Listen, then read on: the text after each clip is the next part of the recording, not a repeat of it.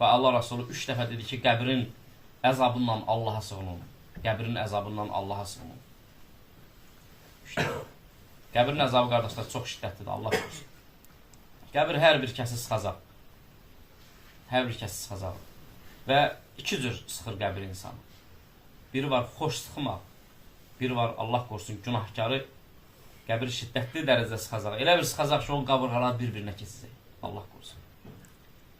Amma mömini, ibadət əhlini, itaət əhlini, mömini qəbir sıxacaq, lakin uzaq bir səfərdən ananın evladı gələndə ana o necə quzaqlayır? Bax, elə sıxacaq qəbir mömini. Amma asini, kafiri, müşriki, Allah qorusun, ibadətdən boyun qaçırdan, elə insan qəbirdə əzab olunacaq, Allah qorusun. Qəbirin əzabından daim Allaha sığınır. Çox şiddətlidir.